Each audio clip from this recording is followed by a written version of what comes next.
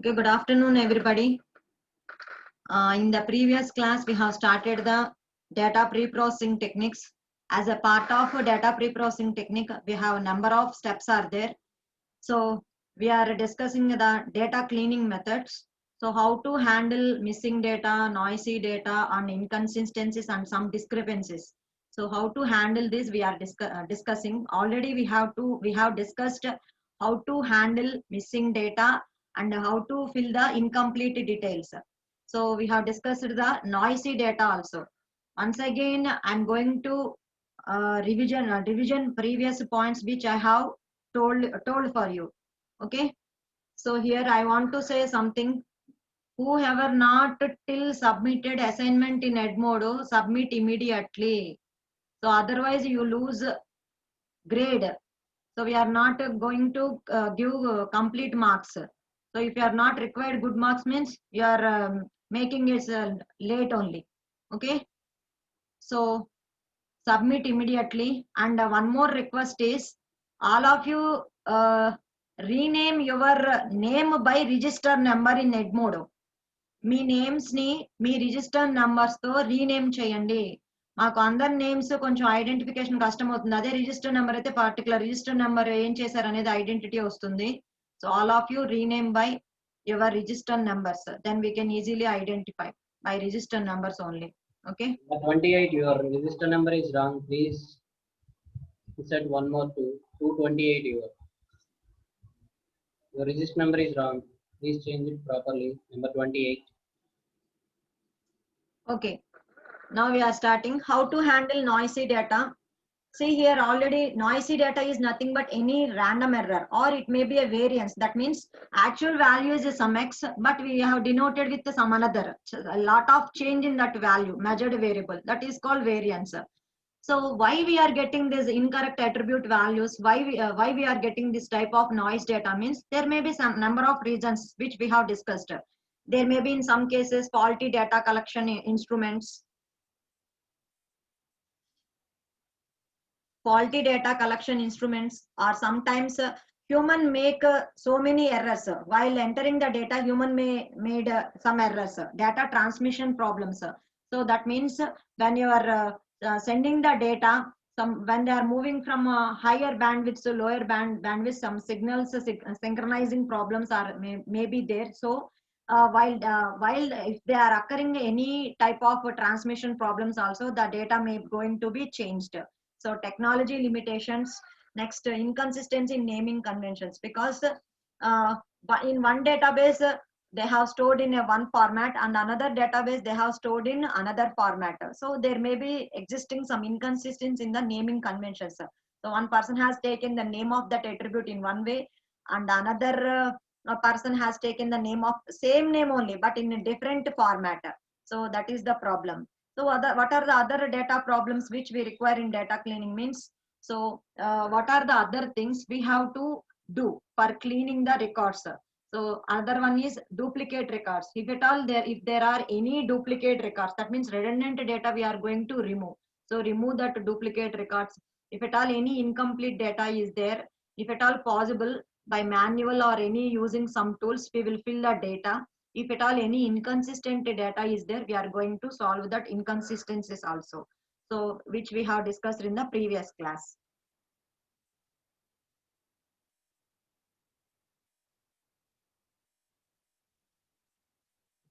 Next, how to handle this noisy data. Already I have told you we are having some methods for handling the noisy data. First one method is called the binning method, and second method is called the regression, and third method is called the clustering. These are the various methods for handling the noisy data. That means for removing the noisy data from your data storage. So from your repository. So what is that binning method? So whatever the data set you are having, first of all you have to sort the data.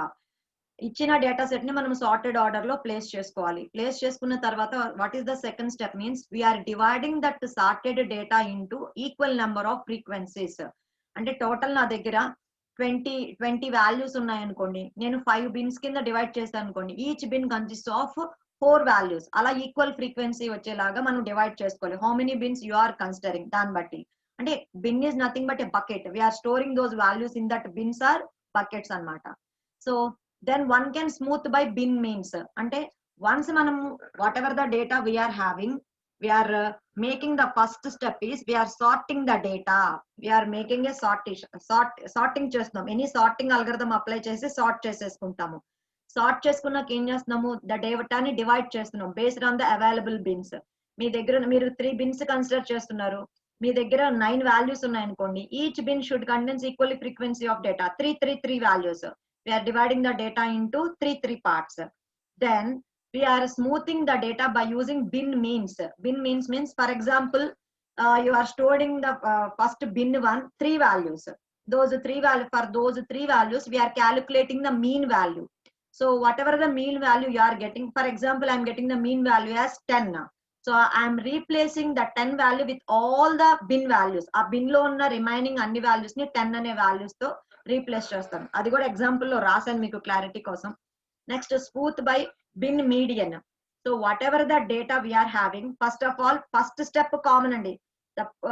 arrange the data in a sorted order. Sorted order లో పెట్టిన తర్వాత మీకు median అనే terminologies అన్ని ఒకసారి చెప్పాను. Mean అంటే ఏంటి, మోడ్ అంటే ఏంటి, యావరేజ్ అంటే ఏంటి, ఇవన్నీ డిస్కస్ చేసాము. సో మీడియన్ మనకి ఎలా వస్తుంది అన్నాము, ఆల్రెడీ ఆడ్ నెంబర్ ఉంటే మిడిల్ వాల్యూనే మనకి మీడియన్ అవుతుంది అని అనుకున్నాము. ఒకవేళ ఈవెన్ నెంబర్స్ ఉంటే బేస్డ్ ఆన్ దట్ కండిషన్ ని బట్టి మనము దేన్నైనా ఒక దాన్ని తీసుకోవచ్చు, ర్యాండమ్ గా యావరేజ్ వాల్యూనైనా మనం తీసుకోవచ్చు కొన్ని కేసెస్ లో అని అనుకున్నాము. సో మీడియన్ వాల్యూస్ తో మనం రీప్లేస్ చేస్తాము. థర్డ్ వన్ ఈ స్మూత్ బై బిన్ బౌండరీస్ అన్నాము. So smooth by bin boundaries అంటే ఫర్ ఎగ్జాంపుల్ మనకి బిన్ లో 5 వాల్యూస్ ఉన్నాయనుకోండి, లోయెస్ట్ వాల్యూ హైయెస్ట్ వాల్యూ ఉంటుంది. సో ఆ వాల్యూస్ తో మనము రిమైనింగ్ అన్ని వాల్యూస్ ని మనము రీప్లేస్ చేస్తాం అనమాట. అదేంటో చిన్న ఎగ్జాంపుల్ లో చూద్దాం. So next regression. రిగ్రెషన్ అంటే రిగ్రెషన్ అనాలిసిస్ అప్లై చేస్తాం. Smooth by fitting the data into regression function. అంటే linear regression function, multiple linear regression functions అనేవి మనం తీసుకుందాం. అంటే ఇక్కడ 2 డేటా వేరియబుల్స్ ఉంటాయి, ఒకటి డిపెండెంట్ వేరియబుల్, ఇంకొకటి independent variable. So how the dependent variable is going to with respect to that independent variable అనేది మనం ఫైండ్ అవుట్ చేసి అది లీనియర్ గా ఫంక్షన్. లీనియర్ రిగ్రెషన్ అంటే 2 వేరియబుల్స్ తీసుకుంటాం, మల్టిపుల్ లో నెంబర్ ఆఫ్ వేరియబుల్స్ ఉంటాయి. సో ఆ డేటాని మనం ఒక ఫంక్షన్ తీసుకున్న ఫంక్షన్ కి ఫిట్ అయ్యేలాగా మనం చేస్తాము. క్లస్టరింగ్. సో క్లస్టరింగ్ అనాలిసిస్ లో ఏంటంటే సిమిలర్ క్యారెక్టరిస్టిక్స్ ఉన్న డేటాని ఒక గ్రూప్ కింద మనం డివైడ్ చేస్తున్నాం. సో ఏవైతే data out side that group లోంచి బయటకు వస్తాయి వాటిని అవుట్లయర్స్ అంటాం. అలాంటి అవుట్లయర్స్ ఏమున్నాయో వాటిని డిడక్ట్ చేసి రిమూవ్ చేయాలి అంటున్నాడు. So clustering is nothing but the data set which they are having the similar type of properties which they comes under one particular region. అంటే ఒక రీజియన్ లోకి అవి వస్తాయి. అవి ఎలా వస్తాయి అంటే we are having some algorithm techniques. By using some algorithms we are applying the algorithms on that particular data set.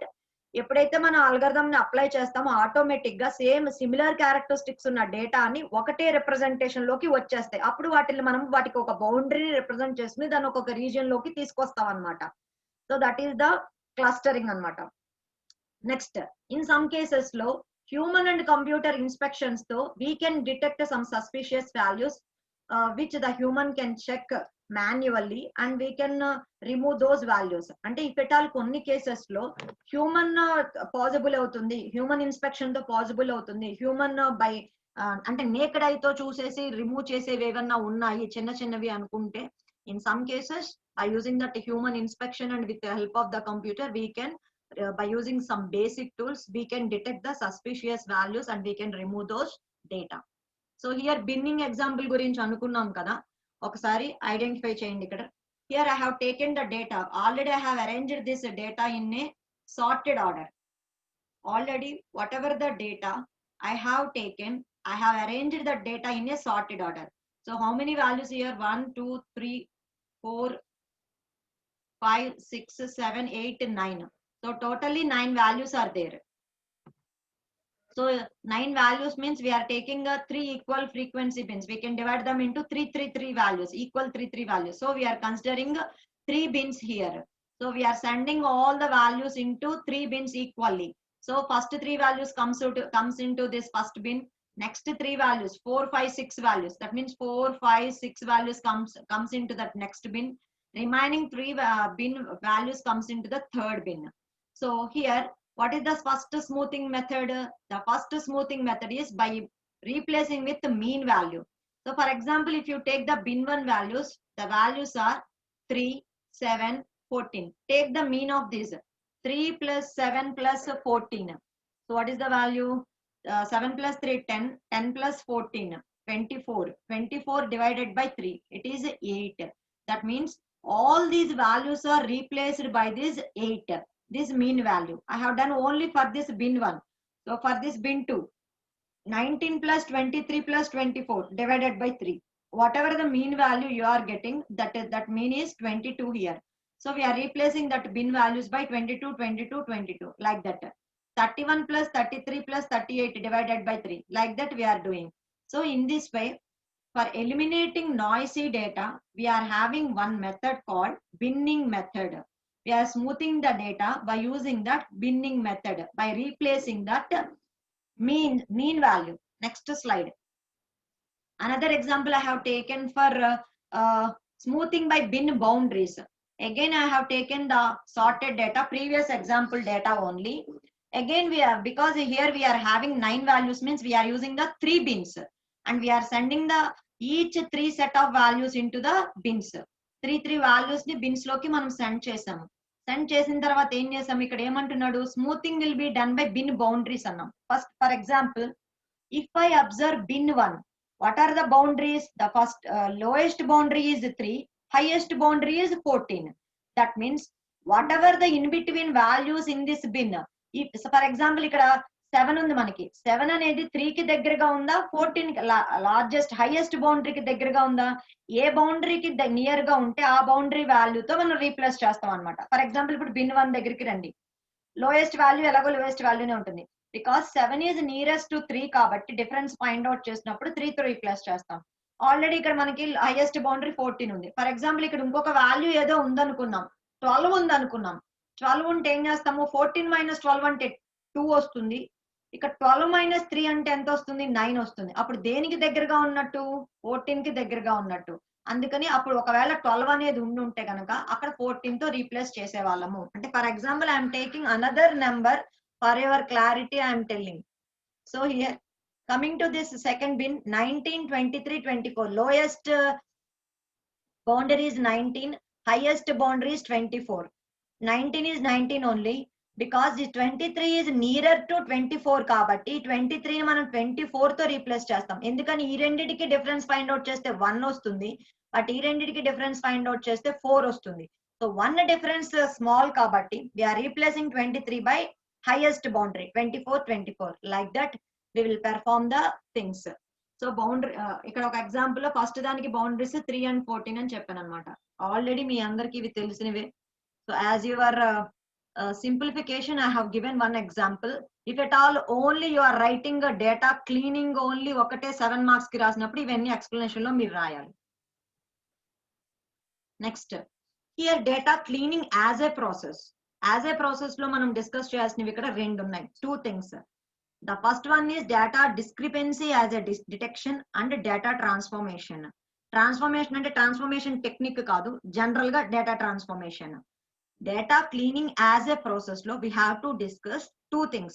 One is data discrepancy detection and the second one is the data transformation.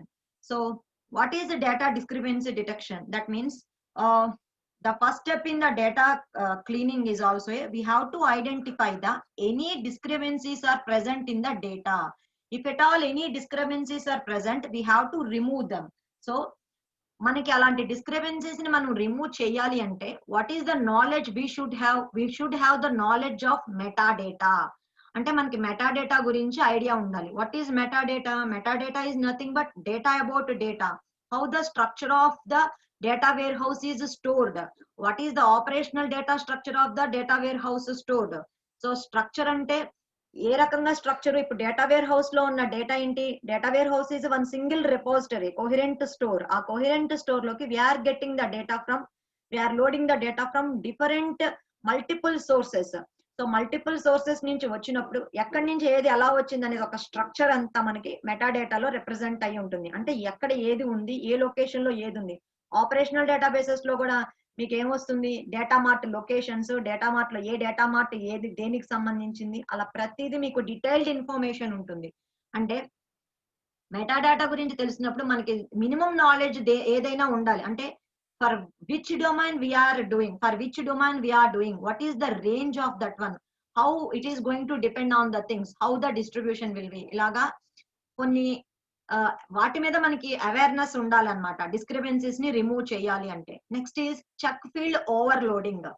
Field overloading అంటే ఏంటంటే, ఇప్పుడు మనం ఒక attribute field తీసుకున్నాం అనుకోండి, ఒక attribute కి మనము స్టూడెంట్ నేమ్ అని ఇచ్చాం అనుకోండి, అదే టేబుల్లో స్టూడెంట్ నెంబర్ అన్నాము, అదే స్టూడెంట్ నెంబర్ ని ఒకసారి ఇంటిజర్ కింద, ఇంకొకసారి రియల్ నెంబర్ కింద మనం తీసుకోవడానికి కుదరదు అనమాట. అలాంటివి ఏమన్నా ఉంటే మనం రిమూవ్ చేసుకోవాలి, అలాంటివి చేయకూడదు. ఫీల్డ్ ఓవర్లోడింగ్ అనేది చేయకూడదు. జనరల్ గా మీకు ఓవర్లోడింగ్ అంటే ఆపరేటర్ ఓవర్లోడింగ్, ఫంక్షన్ ఓవర్లోడింగ్ అనే కాన్సెప్ట్స్ నేర్చుకుని ఉంటారు. ఇక్కడ ఫీల్డ్ ఓవర్లోడింగ్ అనేది ఏమన్నా జరిగిందేమో చూడాలి. అంటే సేమ్ అట్రిబ్యూట్ నేమ్ తో డిఫరెంట్ డేటా టైప్స్ తో ఏదైనా జరిగిందా, అంటే different data representation, data types మార్చి ఏదైనా ఫీల్డ్స్ అలా అసైన్ చేసి ఉన్నాయా అనేది మీరు అబ్జర్వ్ చేసుకోవాలి. Next check uniqueness rule. What is uniqueness? It should contain unique value. That means suppose I'm taking a student table. Student టేబుల్లో ఏం ఫీల్డ్స్ ఉంటాయో మీకు ఐడెంటిటీ ఉంటుంది కాబట్టి నేను స్టూడెంట్ టేబుల్ అంటున్నాను. సో స్టూడెంట్ టేబుల్ అనగానే student number, name, address, marks, CGPA, SGPA, ఇవి బేసిక్ డీటెయిల్స్ ఉన్నాయి అనుకుందాం. సో నెంబర్ అనే దానిలో మనకి ఎక్కడ కామన్ నెంబర్స్ ఉండకూడదు. నెంబర్ అనేది యూనిక్ గా ఉంటుంది, రిజిస్టర్ నెంబర్ అనేది. నేమ్స్ అనేవి మనకి కామన్ గా రావచ్చు. సో కొన్ని ఫీల్డ్స్ మనం ఎలా తీసుకోవాలంటే, ఆ పర్టికులర్ అట్రిబ్యూట్ కి మనకు తీసుకున్నప్పుడు అన్ని యూనిక్ వాల్యూస్, అంటే for that particular attribute all the values should be unique గా ఉన్నాయా లేదా అనేది మనం గమనించుకోవాలి. నెక్స్ట్ కాన్సిక్యూటివ్ రూల్స్ అంటే ఏంటంటే, ఒక particular attribute I have taken. So if that attribute మనం తీసుకుంటే, అంటే అనదర్ అట్రిబ్యూట్ ఇంకోటి ఏదైనా తీసుకోండి, అట్రిబ్యూట్ తీసుకుంటే లోయెస్ట్ రేంజ్ ఏంటి, హైయెస్ట్ రేంజ్ ఏంటి, all the values should be in between that lowest and highest range. ఇప్పుడు మనము మార్క్స్ తీసుకున్నాం అనుకోండి అమ్మా, మార్క్స్ ఎక్కడి నుంచి ఎక్కడి వరకు ఉండొచ్చు, 0 నుంచి 100 వరకే ఉంటాయి, అవునా కాదా? ఏమీ రాయకుండా ఖాళీ పేపర్ ఇస్తే 0 వేస్తాము. అంటే చిన్నప్పుడు స్కూల్ లెవెల్లో ఉన్నప్పుడు 100కి 100 తెచ్చుకునే ఛాన్సెస్ ఉంటాయి. ఓ సర్టన్ లెవెల్ వచ్చేసిన తర్వాత మనకి 100 కూడా వచ్చే ఛాన్సెస్ తక్కువ. సో మనకి మార్క్స్ రేంజ్ అనేది ఎక్కడి నుంచి ఎక్కడి వరకు ఉంటుంది, ఫర్ ఎగ్జాంపుల్ 0 to 99 అనుకున్నాం. అలా కాకుండా మార్క్స్ అనే ఫీల్డ్ లో మీకు ఎక్కడైనా సరే 121 అని ఉందనుకోండి, is it correct? Any one of you respond, is it correct? If it is 121, is it? No. ఎందుకని? ఈ కాన్సిక్యూటివ్ రూల్ మనం యూజ్ చేసి ఏం చేస్తున్నాము, లోయెస్ట్ రేంజ్ ఏంటి, హైయెస్ట్ రేంజ్ అనేది మనం ఐడెంటిఫై చేసుకుంటున్నాం. Remaining all the field values should be in between that 0 and 99 only. అంటే ఆ మార్క్స్ అనే కాలం లో 0 నుంచి 99 లో ఉండే మార్క్స్ వాల్యూసే ఉండాలి. Other than that they should not go be, అంటే మైనస్ మార్క్స్ ఉండకూడదు, 100 దాటి ఉండకూడదు అనమాట. అలా కాన్సిక్యూటివ్ రూల్స్ యూజ్ చేసి చెక్ చేస్తాం అనమాట. అంటే మనకి ఏ పర్టికులర్ టపుల్స్ కి, ఏ పర్టికులర్ అట్రిబ్యూట్స్ కి, పర్టికులర్ సిచ్యువేషన్ బట్టి మనం ఏ రూల్ ను అప్లై చేస్తే మనకు అక్కడ క్లీనింగ్ అనేది ఈజీ అవుతుంది అనేది, అంటే డిస్క్రిపెన్సీస్ అనేవి మనం రిమూవ్ చేయడానికి కుదురుతుందో అలాంటివి అప్లై చేసుకుంటాం. నల్ రూల్ అంటే ఏంటంటే, వీఆర్ రీప్లేసింగ్, అంటే మన దగ్గర అక్కడ డేటా లేనప్పుడు దాన్ని ఒక స్పెషల్ క్యారెక్టర్ తోనో, ఒక క్వశ్చన్ మార్క్ తోనో, లేకపోతే నల్ సింబల్ తోనో, మనం ఏదైనా ఒక సింబల్ తోనో రీప్లేస్ చేస్తాం. అది నల్ రూల్ అన్నమాట. So in data cleaning as a process, we are identifying the discrepancies. Any discrepancies are present in that data. By how we are going to handle that discrepancies? First of all, we should have the knowledge about the metadata, and we should have knowledge about the domain and range of values. And we are doing by using some things. Those are field overloading, check uniqueness, check consecutive rules, and check null rules. So, and in some cases we are using any commercial tools are available. By using that tools, if at all any general mistakes are there, we can remove those discrepancies by using that commercial tools also.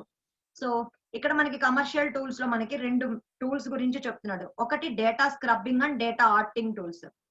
Data scrubbing and data auditing. So data scrubbing means here it is using simple domain knowledge to detect errors and make corrections. For example, ఇప్పుడు మనం ఒక student address లో మనం phone number ను కూడా ఒక field పెట్టాం అనుకోమ్మా, student phone number అని పెట్టాం. So every person should know that The phone number means it should contains 10 digits. If at all, if they are presenting only there in that field, we are having only values 8 or 9 or 7. So the data is incorrect. అని తెలియాలి. ఇప్పుడు pin code ఏదైనా తీసుకున్నాం 6 digits ఏ ఉండాలి అని అనుకున్నాం అనుకోండి, అలా కాకుండా నెంబర్ ఆఫ్ డిజిట్స్ ఎక్కువ ఉన్నా తక్కువ ఉన్నా అది ఏ పర్టికులర్ అంటే మినిమం గా కొన్ని పోస్టల్ కోడ్స్ గురించి అవేర్నెస్ కానీ స్పెల్లింగ్స్ గురించి మనకి అవేర్నెస్ ఉండాలి. సో అలాంటివి డొమైన్ నాలెడ్జ్ ఉన్న వాళ్ళు ఎర్రర్స్ ని డిటెక్ట్ చేసుకుని కరెక్షన్ చేయడానికి కుదురుతుంది టూల్స్ యూస్ చేసుకుని.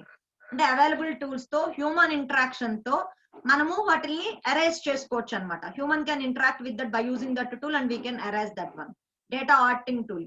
So by analyzing data we are going to discover the rules. అంటే మనం డేటా సెట్ ని అనలైజ్ చేస్తున్నప్పుడు మనం ఏం చేయొచ్చు అంటే we are able to discover some rules. అంటే ఆ డేటా మధ్య ఎలాంటి రిలేషన్షిప్ ఉంది, అవి ఎలా వైలేషన్స్ వచ్చినాయి, ఆ డేటాకి సంబంధించిన కాని అవుట్లేయర్స్ ని మనం ఎలా రిమూవ్ చేయాలనేది మనము అనలైజ్ చేసుకుని చేయొచ్చు. ఎలాగా? By identifying some relationships we are going to identify detect the violators and we are going to find the correlations and we are going to find the outliers. This is the data cleaning as a process. Here మీకు ఇందాక first data cleaning as a process లో detecting data discrepancy, ఇంకొకటి చెప్పాను data transformation అన్నాను. ఆ data transformation లోని ఇవి వస్తాయి అన్నమాట. ఏంటి అవి? Data migration and integration and ETL, integration of two process. Next one అందులో ఇంకో point. So data migration tools అంటే ఏంటంటే it allow transformation to be specified. అంటే ఒక అట్రిబ్యూట్ ఫీల్డ్ లో ఉన్న వాల్యూని ఇంకొక వాల్యూతో రీప్లేస్ చేయడం అనమాట. అంటే సెట్ అయిన ట్రాన్స్ఫర్మేషన్స్ అప్లై చేసి మనము దాన్ని ఏం చేస్తున్నాము? రీప్లేస్ చేస్తున్నాం. అంటే ఫర్ ఒక పర్టికులర్ టేబుల్లో స్టూడెంట్ డేటాలో జెండర్ వచ్చేసరికి వాళ్ళు ఏం రాశారు? జెండర్ అని రాశారు. జెండర్ అంటే ఫిమేల్ మేల్ అని రాస్తాం, గర్ల్ ఆర్ బాయ్ కి. సో అలాగే ఇంకొకళ్ళు వచ్చేసరికి స్టూడెంట్ టేబుల్లో జెండర్ అని రాయకుండా వాళ్ళ అట్రిబ్యూట్ నేమ్ సెక్స్ అని రాశారు. అక్కడ girl boy or female or male whatever it may be. So అక్కడ ఏంటిది? రెండు అట్రిబ్యూట్స్ యొక్క ఉద్దేశం ఒకటే, అక్కడ డేటా వాల్యూ ఒకటే. అంటే గర్ల్ బాయ్ అనేది ఐడెంటిఫికేషన్ కోసం. సో అక్కడ మనం ఏం చేస్తున్నాము అంటే కన్ఫ్యూజన్ అనేది వస్తుంది. అక్కడ అట్రిబ్యూట్ ఫీల్డ్ నేమ్ ఒకలా ఉంది, ఇక్కడ ఒక అట్రిబ్యూట్ ఫీల్డ్ నేమ్ ఒకలా ఉంది. సో మనం ఏం చేస్తున్నాం అంటే రెండిటి యొక్క పర్పస్ ఒకటే కాబట్టి we are doing that transformations to be specified. అంటే దాన్ని రీప్లేస్ చేస్తాం అనమాట ఆ ఫీల్డ్ నేమ్ ని. Next ETL. ఈ ఈటీఎల్ అనేది మనం data warehouse first chapter లో చెప్పుకున్నాము. Extraction, transformation and loading tools.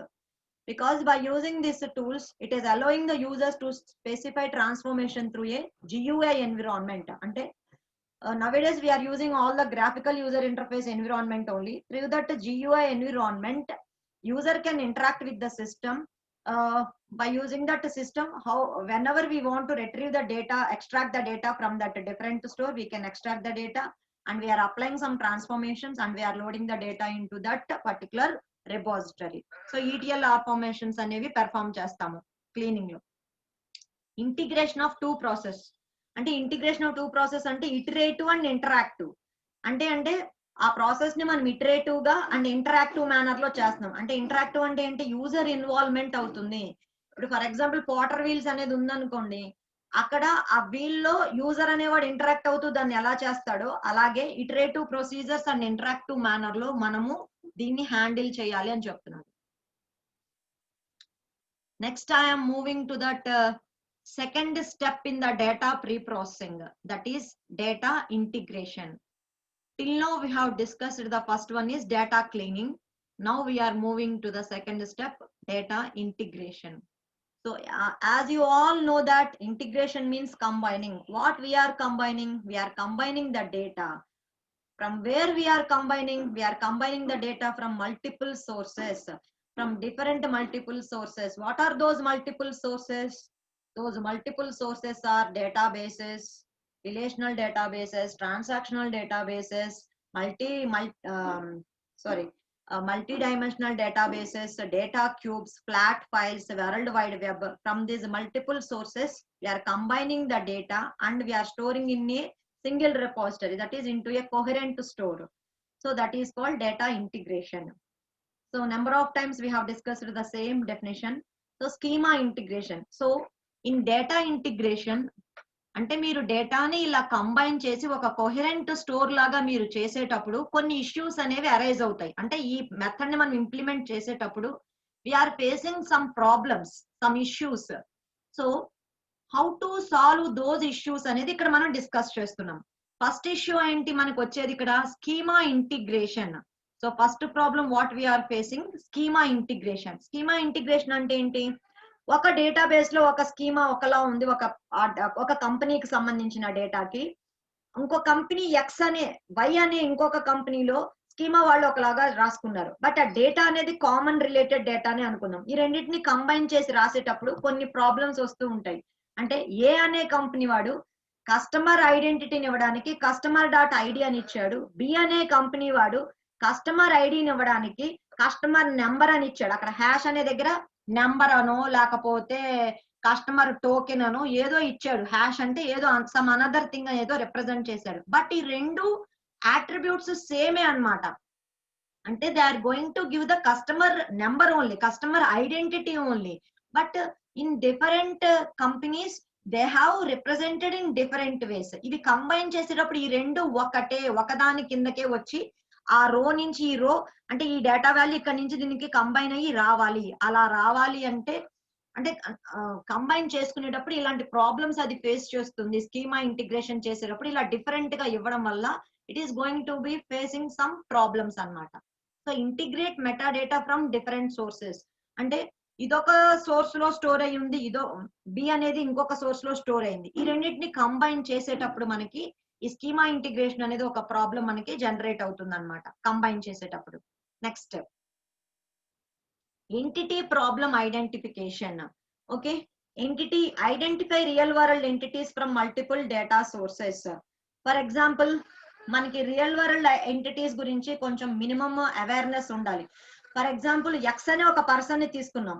ఆ ఎక్స్ అనే పర్సన్ ని ఒక టేబుల్లో ఒకలాగా రిప్రజెంట్ చేశారు. అదే పర్సన్ ఇంకొక టేబుల్లో కూడా ఉన్నారు, కానీ అతను సర్నేమ్ తో రిప్రజెంట్ చేశారు. అక్కడ ఈ పర్సన్, ఇక్కడ ఈ పర్సన్. బట్ ఈ ఇద్దరు సేమ్ అనే అనాలిసిస్ మనకి తెలియాలన్నమాట.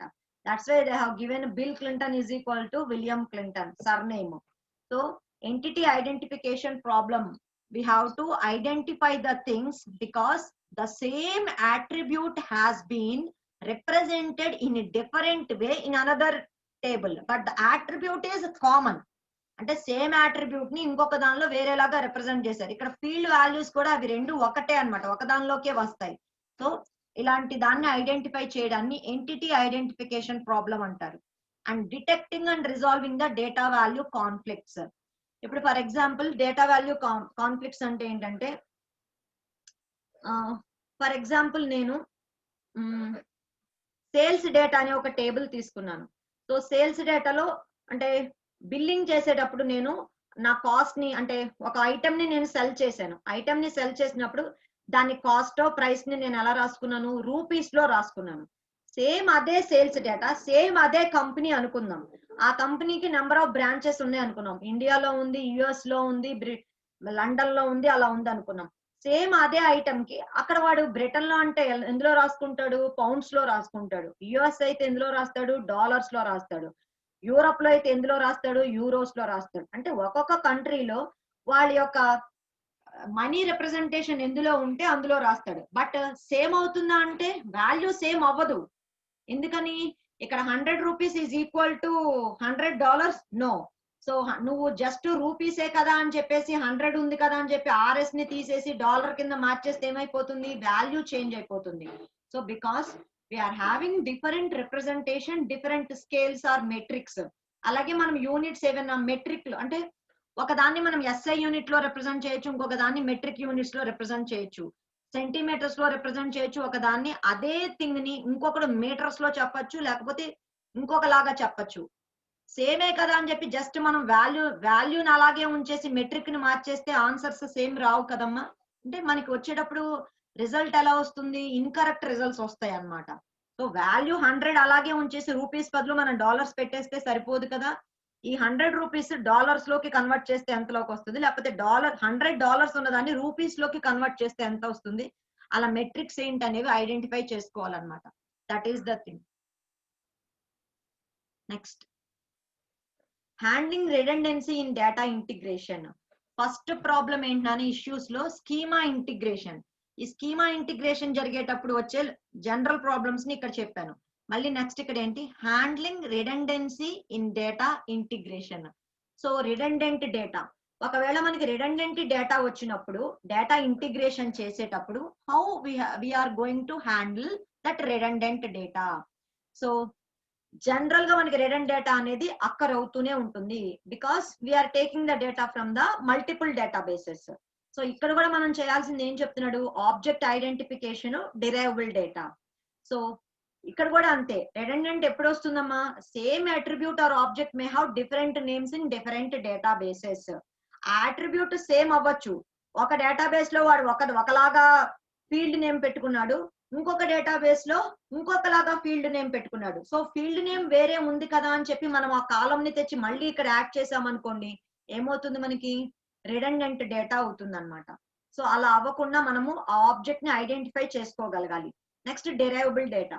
డిరైవబుల్ డేటా అంటే ఏంటంటే, ఇప్పుడు ఫర్ ఎగ్జాంపుల్ మనకి అల్టిమేట్ ఏంటంటే డూప్లికేట్ వాల్యూస్ ని రిమూవ్ చేసుకోవాలి, అలాగే మనము డేటాను కూడా రెడ్యూస్ చేసుకోవాలి. రెడ్యూస్ చేసుకోవాలి అంటే రిడెండెంట్ డేటాని ఎలిమినేట్ చేసుకోవాలి. సో డిరైవబుల్ డేటా అంటే ఏంటంటే, ఇప్పుడు మనకి దాని వాల్యూ మనకి డైరెక్ట్ గా ఉండక్కర్లేదు, ఈ వాల్యూని మనం వేరే వాటి నుంచి మనం డిరైవ్ చేసుకోవచ్చు అన్నమాట. అలా ఏదైనా ఒక పర్టికులర్ ఫీల్డ్ వాల్యూని వేరే ఫీల్డ్ వాల్యూస్ నుంచి కనుక మనం అనలైజ్ చేయగలిగితే ఈ ఫీల్డ్ వాల్యూని రిమూవ్ చేసేస్తే సరిపోతుంది. అంటే ఫర్ ఎగ్జాంపుల్ మీకు ఈజీగా చెప్తాను చూడండి. ఇప్పుడు నా డేట్ ఆఫ్ బర్త్ ఉంది అక్కడ, అంటే మనకి స్టూడెంట్ డేటాలో డేట్ ఆఫ్ బర్త్ అనే ఫీల్డ్ కూడా ఉంది. So date of birth field ఉన్నప్పుడు డేట్ ఆఫ్ బర్త్ ఫీల్డ్ నుంచి ఏజ్ నేను డిటర్మైన్ చేయగలను. మళ్ళీ ఏజ్ అనే ఇంకొక ఫీల్డ్ పెట్టి అట్రిబ్యూట్ పెట్టి ఏజ్ ఈజ్ ఈక్వల్ టు 21 అని నేను వేసుకెళ్ళక్కర్లేదు. అర్థమైందండి? Suppose I'm having a student table. In that student table one attribute I am having date of birth, another attribute I am having age, because with that attribute date of birth I can derive age value. There is no requirement of that separate attribute age. So age అనేది redundant అయిపోతుంది, దాన్ని remove చేసేయచ్చు అన్నమాట. అలాగే ఇక్కడ ఇంకొక example ఏం చెప్పాడు, యాన్యువల్ రెవెన్యూ. అంటే మీకు మంత్లీ వైజ్ డేటానో లేకపోతే వీక్లీ వైజ్ ఏదైనా రిపోర్ట్ ఉన్నప్పుడు వీటిలన్నిటిని మనం ఒక అగ్రిగేషన్ ఫంక్షన్ అప్లై చేసుకుని యాన్యువల్ రెవెన్యూ అనేది ఎలా వచ్చిందో కన్సాలిడేట్ రిపోర్ట్ చేసుకోవచ్చు, అంతేగాని మళ్ళీ దీనికంటూ సెపరేట్ గా ఇంకొకటి పెట్టుకుని మనం చెయ్యక్కర్లేదు అని చెప్తున్నాడు అనమాట. Next, redundant attributes may be able to detected by correlation and covariance analysis. So methods చెప్తున్నాడు, but how to solve this redundant attributes. సో రిడెండెంట్ అట్రిబ్యూట్స్ ని సాల్వ్ చేయడానికి మనకి కొన్ని టెక్నిక్స్ ఉన్నాయని చెప్తున్నాడు. One technique is correlation analysis and another one is the covariance analysis. So by using these two techniques also we are able to identify the redundant attributes. Madam ఎలా చేస్తాము అని అంటే, we are going to identify the relationship between the attributes. అంటే ఇప్పుడు ఏ అనే B అనే two attributes ఉన్నాయనుకోండి, ఈ కొరిలేషన్ అనాలిసిస్ కానీ కోవేరియన్స్ అనాలిసిస్ కానీ మనం అప్లై చేసి what is the relationship existing between these two attributes, వాటి మధ్య no relationship, positive relationship, negative relationship అనేది మనం ఐడెంటిఫై చేసుకుంటాము. సో ఆ కాన్సెప్ట్ ని మనము సమ్ రూల్స్ ని డెరైవ్ చేసుకుని దాన్ని బట్టి మనము రిడెండెంటా కాదా అనేది ఐడెంటిఫై చేసుకుని వాటిని రిమూవ్ చేస్తాం అన్నమాట. ఓకేనా? So in that way we are going to reduce the redundancies. Madam ఎందుకు రిడెండెన్సీస్ ని రెడ్యూస్ చేయాలి, చేయడం వల్ల మనకు ఉపయోగం ఏంటి అంటే, when you are going to remove these redundancies, mining అనేది మనకి స్పీడ్ గా జరుగుతుంది, క్వాలిటీ కూడా వచ్చే క్వాలిటీ ఏమవుతుంది, యాక్యురేట్ గా వస్తుంది. సో బికాస్ ఎప్పుడైతే మనం అన్నెసరీని రిమూవ్ చేస్తూ ఉంటామో, సో మనకి అనాలిసిస్ చేసే డేటా సైజు కూడా మనకి తగ్గుతుంది. మన mining algorithms terabytes of data మీద వర్క్ అవ్వాలి కాబట్టి మైనింగ్ స్పీడ్ కూడా ఇంక్రీజ్ అవుతుంది. స్పీడ్ ఇంక్రీజ్ అయింది అని అనుకుంటే, సైజు కూడా తగ్గింది అనుకుంటే లెస్ టైమ్ లో మనకి రిపోర్ట్ వస్తుంది. అండ్ క్వాలిటీ కూడా మనకి క్వాలిటీ డేటా మీద చేస్తే మనకి క్వాలిటీ రిజల్ట్స్ వస్తాయి అన్నమాట. That is the thing. Now we are going to discuss about the correlation and కోవేరియేషన్.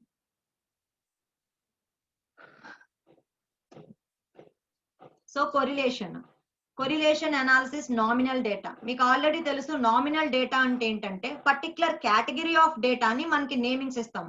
ఇప్పుడు ఫర్ ఎగ్జాంపుల్ ఏదైనా ఒక వీక్ డేస్ అన్నా అనుకోండి, సండే మండే ట్యూస్డే అలాగా, లేకపోతే కలర్స్ అనుకున్నాం అనుకోండి, గ్రీన్ ఎల్లో బ్లాక్, అంటే ఒక పర్టికులర్ కేటగిరీకి నేమ్స్ తో డిఫైన్ చేయొచ్చు. స్టేట్ ని కూడా చెప్పేదాన్ని నామినల్ డేటా అంటారు. సో కొరిలేషన్ అనాలిసిస్ ని దేన్ని యూజ్ చేసి ఫైండ్ అవుట్ చేస్తారు అంటే by using the chi square test. అక్కడ ఎక్స్ లాగా ఒక సింబల్ ఉంది కదమ్మా, దిస్ సింబల్, ఇది యాక్చువల్లీ ఎక్స్ కాదు, ఇది ఒక Greek symbol. This is called chi, because the square we are taking, that's why it is called chi-square test. So the chi-square formula is equal to summation of observed minus expected whole square divided by expected అన్నమాట. So ఇక్కడ మనకి 2 types of data తీసుకుంటాం. Observed data ఏంటి, expected data. అంటే observed expected అంటే ఏంటంటే for example నేను ఒక వీక్ డే క్లాసెస్ పెడుతున్నాను, ఈ రోజు క్లాస్ కి టోటల్ 100 స్ట్రెంగ్త్ అంటే ఒక 80 మెంబర్స్ వస్తారని నా ఎక్స్పెక్టేషన్. యాక్చువల్ గా క్లాస్ అయిన తర్వాత అటెండెన్స్ తీసుకుంటే అబ్జర్వ్డ్ డేటా వస్తుందిగా, 90 వచ్చారు. సో అబ్జర్వ్డ్ ఏది 90, ఎక్స్పెక్ట్ నేను ఎంత చేశాను 80. సో 90 మైనస్ 80 డివైడెడ్ బై ఏమేయాలి, ఎక్స్పెక్టెడ్ వేయాలి 80. సో దట్ ఈస్ అలాగా మనం సెట్ ఆఫ్ వాల్యూస్ కి మనం తీసుకుని పెర్ఫార్మ్ చేస్తాం అన్నమాట. సో ఇక్కడ ఏం చెప్తున్నాడు, when you are finding this value, if it is larger the value we are getting means the more likely the variables are related. అంటే ఏ అట్రిబ్యూట్స్ మధ్య అయితే మీరు ఇది ఫైండ్ అవుట్ చేస్తున్నారో, if you are getting that value is larger means they are morely correlated అని మనకు అర్థమవుతుంది. అంటే కొరిలేటెడ్ అంటే ఏంటి, how strongly they are having the relationship, how strongly they are having the relationship అన్నమాట. That is the correlation అన్నమాట. Okay, so the cells that contribute most to correlation chi-square value are those whose actual count is very different from the expected count. అంటే actual count వచ్చేసరికి expected count కి చాలా variation ఉంటుంది అన్నమాట, అప్పుడే larger cells values వస్తాయి. So correlation అనేది కొన్నిటి క్యాజువల్ వాటికి యూజ్ అవ్వదు అంటున్నాడు, casual things. So number of hospitals, number of car theft, అంటే ఇవి సిటీకి రిలేటెడ్, బట్ రెండు పాపులేషన్ కి రిలేటెడ్. బట్ ఈ రెండింటి మధ్య కొరిలేషన్ అనాలిసిస్ చేయాలి అంటే కుదరదు, అంటే కొన్నిటికి ఇది అప్లై అవ్వదు అని చెప్తున్నాడు. జనరల్ ఎగ్జాంపుల్ ఇప్పుడు చూద్దాం. So an example here, like science fiction, not like science fiction. ఇక్కడ చూడండి, చెస్ ఆడే వాళ్ళు ఎంతమంది ఇంట్రెస్ట్ చూపుతున్నారు, నాట్ ప్లే చెస్. సో ఇక్కడ మనకి నార్మల్ గా ఉన్న వాల్యూస్ ఏంటంటే అబ్జర్వ్డ్ వాల్యూస్ అన్నమాట. ఈ బ్రాకెట్స్ లో ఉన్న ఏంటంటే ఎక్స్పెక్టెడ్. సో ఈ టోటల్ కౌంట్ ఏంటంటే మన సమ్ వాల్యూ. సో 250 ప్లస్ 100 ఎంత, 450. అలాగే 50 ప్లస్ 1000 ఎంత, 1050. ఇవి సమ్ రో కౌంట్. కాలమ్ కౌంట్ చూడండి, 90 ప్లస్ 210 300, 360 ప్లస్ 840 1200. బ్రాకెట్స్ లో ఉన్న వాటిని ఎక్స్పెక్టెడ్ అంటున్నారు, వీటిల్ని అబ్జర్వ్డ్ వాల్యూస్ అంటున్నారు. సో రో వైజ్ సమ్ వైజ్ మనము టోటల్ వేసాం. ఈ టేబుల్ మనం యూజ్ చేసుకుని ఇందాక ఫార్ములా ఏం చెప్పాము, chi square is equal to summation of observed minus expected whole square divided by expected. ఇప్పుడు మరి ఫార్ములా ఎలా అబ్జర్వ్ చేయాలన్నా చూడన్నా, అబ్జర్వ్డ్ మైనస్ ఎక్స్పెక్టెడ్ అంటే ఏం రాయాలి, 250 minus 90 whole square divided by 90. Summation అన్నారు కదా, plus 50 minus 210 whole square divided by 210 plus 200 minus 360 whole square divided by 360. Next 1000 minus 840 whole square divided by 840. That is the thing. ఇదిగోండి, నేను ఏదైతే చెప్పానో అక్కడ ఫార్ములా మీకు ఆల్రెడీ ఇందాక ఇచ్చాను, ఆ ఫార్ములా ప్రకారం ఇక్కడ మనం క్యాలిక్యులేట్ చేసాము. Okay, so whatever the value we are getting, simplify చేస్తే ఈ వాల్యూ వచ్చింది అనమాట.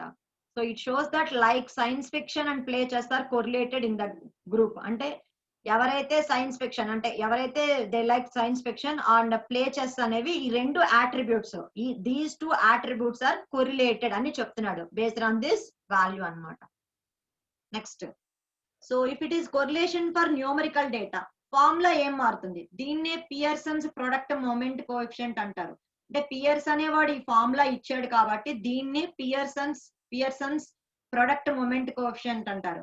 ఇక్కడ correlation coefficient for numerical data formula కొంచెం మారింది చూడండి.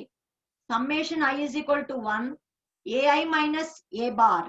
ఇక్కడ ఏ బారు బి బార్ అంటే మీన్ వాల్యూస్ అమ్మా. ఇవేంటంటే sample values, sample set of values. అంటే మన శాంపుల్ సెట్ లో 10 వాల్యూస్ ఇచ్చారు అనుకోండి, A1 A2 A3 అలా వేసుకుంటాం కదా, అయ్యి అన్నమాట. సో ఇక్కడ సిగ్మా ఏ సిగ్మా బి అంటే మీకు తెలుసు, standard deviation of for attribute A, standard deviation of attribute B.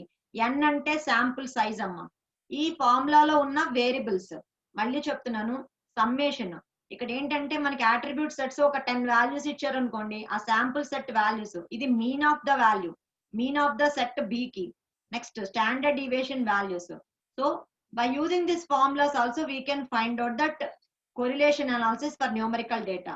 ఇప్పుడు మనకి అనాలిసిస్ చేసిన వాల్యూ కనుక గ్రేటర్ దాన్ 0 వచ్చింది అంటే ఈ అట్రిబ్యూట్స్ ఏటికి మనం ఫైండ్ అవుట్ చేస్తున్నాం, ఏ అండ్ బి అనే అట్రిబ్యూట్స్ కి we are going to find out. So whenever we are getting the value greater than 0 means A and B are positively correlated. అంటే ఏ వాల్యూ ఇంక్రీజ్ అవుతూ ఉంటే B value కూడా increase అవుతుంది. అంటే higher వస్తున్న కొద్దీ వాటి మధ్య ఎలాంటి రిలేషన్షిప్ ఉందంట, స్ట్రాంగ్ గా రిలేషన్షిప్ ఉంది.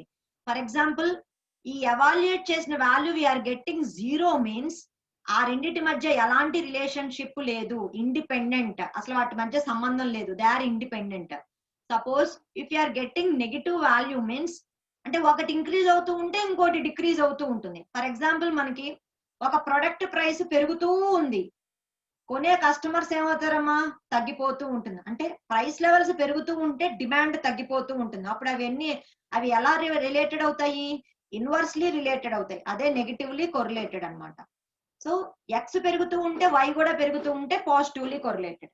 Next correlation viewed as a linear relationship. అంటే ఒక లీనియర్ రిలేషన్షిప్ లో చెప్పినప్పుడు వాటి ఫార్ములాస్ ని ఎలా రాయొచ్చు ఇక్కడ ఇచ్చాడు అనమాట. So how to find out that particular a dash k value and b dash k value. So by using that correlation of a comma b we can find them by using the dot product అని చెప్పాడు. So that is a dash dot b dot. Next covariance. So covariance is also another one which is going to find the relationship between the two attributes. Two attributes మధ్య relationship ని find out చేయడానికి covariance ని కూడా use చేస్తారు. ఇక్కడ కూడా అంతే, formulas అంతే. ఏలు బీలు పల్లి ఇక్కడ ఎక్స్ వైలు తీసుకున్నాము. ఇక్కడ ఎక్స్ డాష్ వై డాష్ అంటే mean of the sample set, N అంటే total number of samples, X I Y అనేది ఏంటంటే ఇండివిజువల్ వాల్యూస్. అంటే మనకి 10 వాల్యూస్ ఉన్నాయంటే x1 y1 x2 y2 x3 y3. So వీటన్నిటికీ మనం ఏం ఫైండ్ అవుట్ చేస్తున్నాం, సమ్మేషన్ ఫైండ్ అవుట్ చేస్తున్నాం. So what is the purpose of covariance? Covariance is also another measure for finding the relationship between the attributes అన్నమాట. But correlation కి దీనికి ఏంటి madam difference అంటే, కొరిలేషన్ అనేది ఇంకొక ఎక్స్ట్రా ఫ్యాక్టర్ ని ఫైండ్ అవుట్ చేస్తుంది. ఆ ఉన్న రిలేషన్ ఎంత స్ట్రాంగ్ గా ఉంది, ఆ relationship how strong the relationship అనేది కూడా ఫైండ్ అవుట్ చేస్తుంది. ఎంత స్ట్రాంగ్ గా డిపెండ్ అయి ఉన్నాయి అనేది కూడా ఫైండ్ అవుట్ చేస్తుంది. బట్ కోవేరియన్స్ ఏం చేస్తుంది, అవి ఎంత వరకు రిలేషన్షిప్ ఉన్నది, వాటి మధ్య ఎంత రిలేషన్షిప్ ఉన్నది మాత్రమే చేస్తుంది. కో పార్ట్నర్ అలా అంటాం కదా, వేరియన్స్ ఎంత చేంజ్ అవుతూ ఉంది, కో వేరియన్స్. చూడండి ఇక్కడ ఈ కోవేరియన్స్ తీసుకుంటే నెగిటివ్లీ అయితే మీకు గ్రాఫ్ ఇలా పడుతుంది. అంటే నెగిటివ్ రిలేషన్షిప్ ఉంటే ఇలా ఉంటుంది లైన్. అసలు వాటి మధ్య రిలేషన్షిప్ లేనప్పుడు 0 అయితే ఇండిపెండెంట్ కదా, ఇలా ఉంటుంది. పాజిటివ్ ఉంటే అంటే ఒకటి పెరుగుతుంటే ఇంకోటి పెరుగుతున్నప్పుడు స్ట్రైట్ లైన్ ఎలా ఉంటుంది. Same like correlation also, positive అయితే ఎలా ఉంటుందమ్మా స్ట్రైట్ లైన్, లేనప్పుడు ఇలా ఉంటుంది 0 అయినప్పుడు, నెగిటివ్ ఉన్నప్పుడు లైన్ ఇలా ఫాలో అవుతుంది. సో ఈ రెండు ఒకలా ఉన్నాయి చూడండి, నెగిటివ్ ఇక్కడ నెగిటివ్ ఒకటి ఉంది, పాజిటివ్ పాజిటివ్. సో కోవేరియన్స్ మీకు అర్థం కావాలి అంటే ఒక శాంపుల్ సెట్ ని తీసుకుని what ever the formulas we have taken, so substitute those values in the formulas, we can identify the values whether we are getting the values greater than 0 na, less than 0 na or equal to 0 అనేది మనము identify చేసుకోవచ్చు అన్నమాట.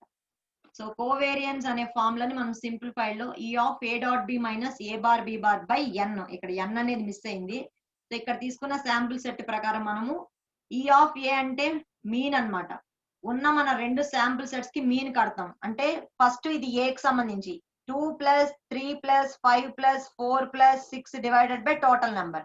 Next B set అనుకుందాం, లేకపోతే Y set అనుకుందాం. 5 plus 8 plus 10 plus 11 plus 14 divided by total number 5. So means కట్టాము. కట్టిన తర్వాత మైనస్ చేసి ఏ బార్ బి బార్, ఇది మీన్లు. ఇక్కడ డాట్ ప్రొడక్ట్ అప్లై చేసాం, డివైడెడ్ బై n చేసాం.